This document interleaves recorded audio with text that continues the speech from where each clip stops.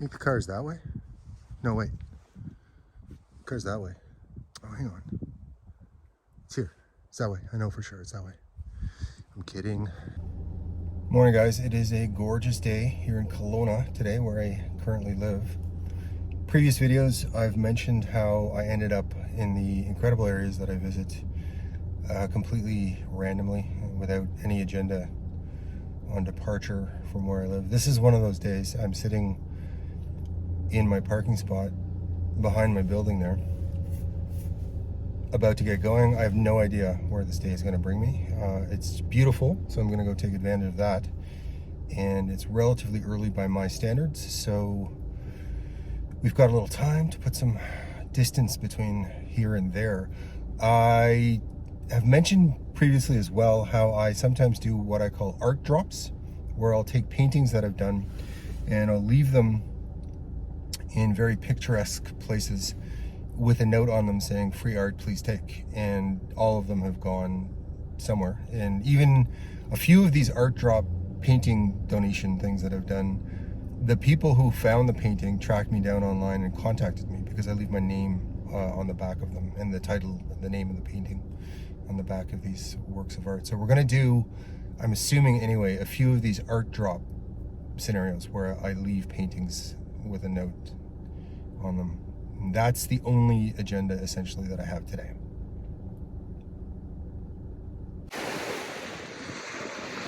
If you can even hear me over the wind noise, sorry about that, guys. I decided to go north on today's journey. I literally don't even know whether I'm going north or south when I start these things sometimes. First stop was Oyama General Store is right there, and there's a diner right there. The OKF Grill, it's called. Really good burgers, fries, hot dogs type stuff. We've been to Oyama before. It's an incredible little spot. There's the beach, a little better beach. Beach shot, rather. And the lake.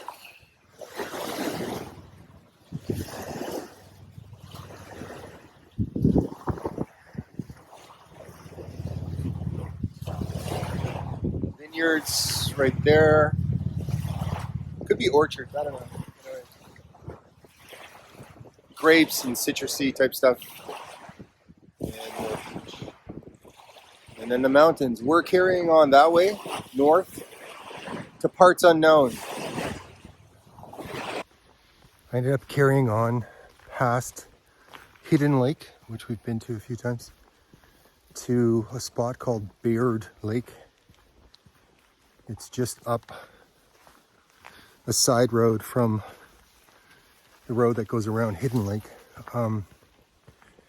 And as usual, I'm in my little Yaris that I affectionately refer to as Red Betty.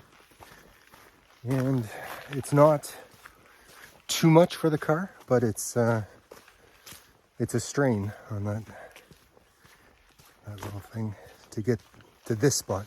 Hidden Lake is nothing.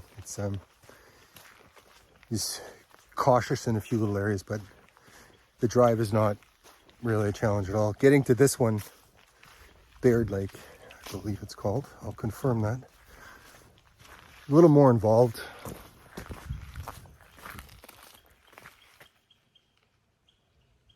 Feels a little more off-roady getting back here.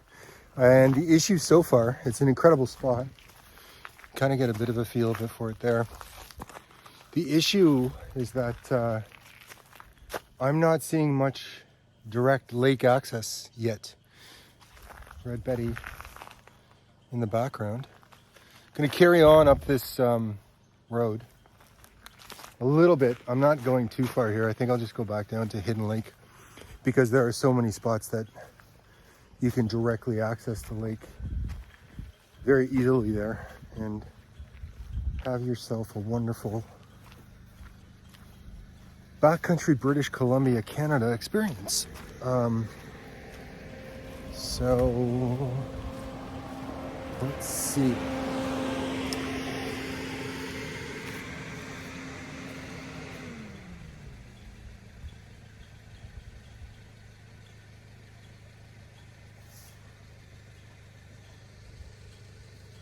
I've never seen this before on a sign. No gas engine and also no electrical.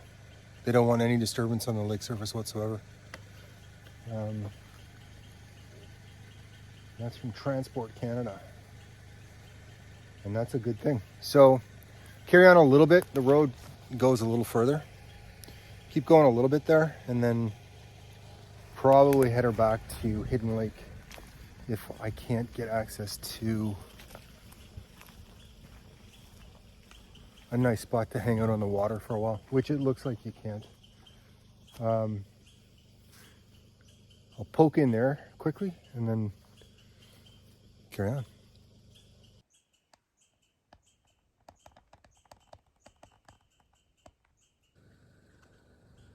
For the mushroomers, there's sure some good pickings back here. I don't know anything about this world, but there's a lot of them here.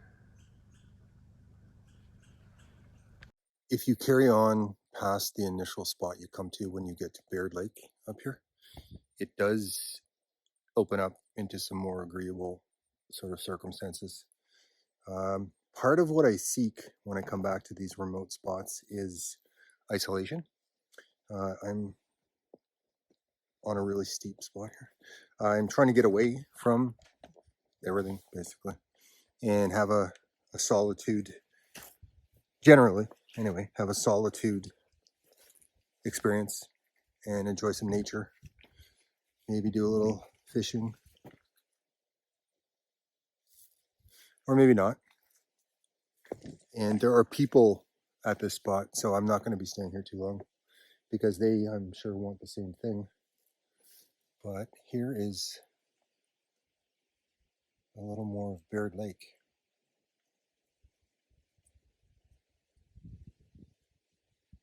Nice spot. And I think, having watched some of the previous videos on this channel, you could sort of get the impression that there was a sort of generic feel happening to things where it's just yet another incredibly beautiful Canadiana lake scene. But they all have their unique things to them, as does this one. It has a unique beauty to it. Let me test out this dock. So, okay, that moved away. Stretched me. Let me see if this is going to float here. Oh yeah, we're good. Come on. Come on. There's no issue. Sorry about the wind. Still planning on getting that wireless Rode mic sorted. So, a generic element could be argued, possibly, but for the last number of videos here anyway, but there is still this incredible beauty. Something sticking out of the water there. There's still this incredible beauty to be had at all of these locations. And I do think I'm going to get the fishing rod out and try my luck. The fall colors sure are gorgeous. Look at all those birds. Nice. I think this is a good spot for lunch back here.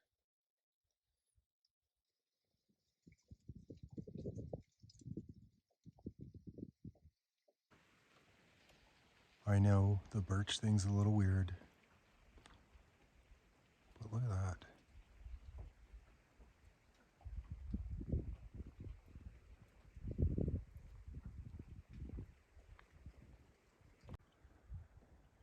There's no motorized, either gas powered or electrical access to this spot. They don't want you doing that on this lake, leaving it completely undisturbed that way. I think that's a fantastic thing.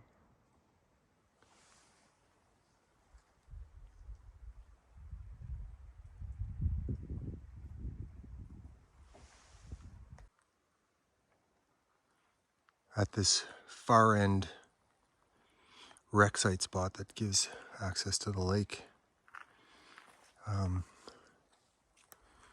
you've got what looks like a hiking trail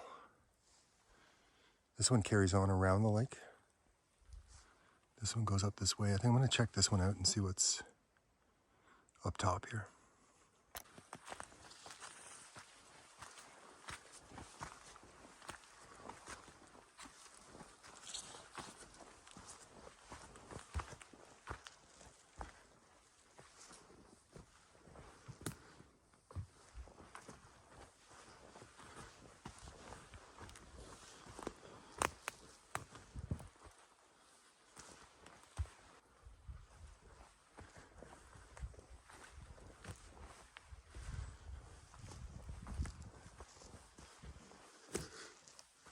Oh no.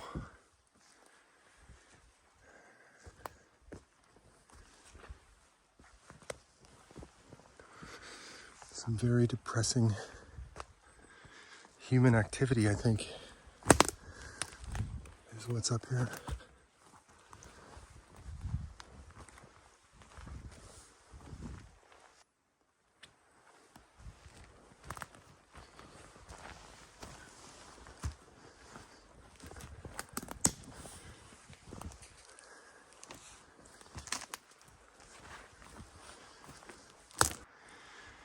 Incredibly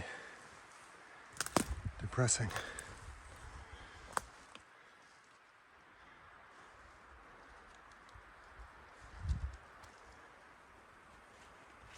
They're clear cutting back here. At least they left a couple. This is just up 100 meters from the beauty I was just showing you at Baird Lake.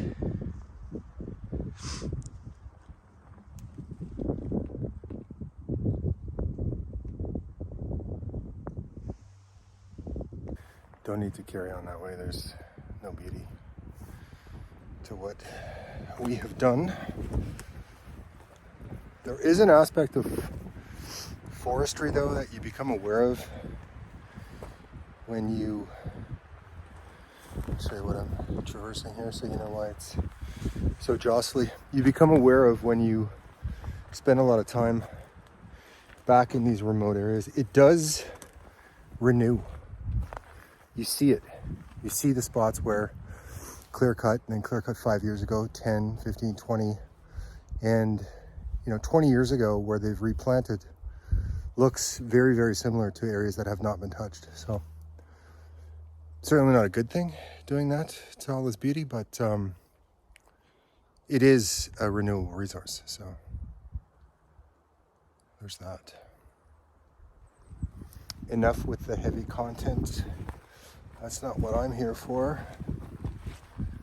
And I'm guessing that's not what you're here for either. So let's traverse this ungodly mess we've made here back to the car and maybe grab a bite at that nice spot there. And then it's off to Hidden Lake for whatever else the day has to offer. I think the car's that way. No, wait. The car's that way. Oh, hang on. It's here. It's that way. I know for sure it's that way. I'm kidding. Vaguely that direction. Ish. Here, I'll show you. There's the car. Right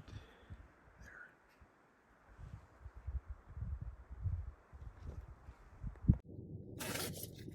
I was thinking about having a bit of lunch back here at Baird Lake Recreation Site, but the clear cut there just kind of brought the energy down dramatically. So I'm going to carry on back to Hidden Lake and grab a bite to eat there. Don't let the fact that there's this human activity not too far from the lake discourage you, certainly, from coming to visit here. It's an incredibly beautiful spot.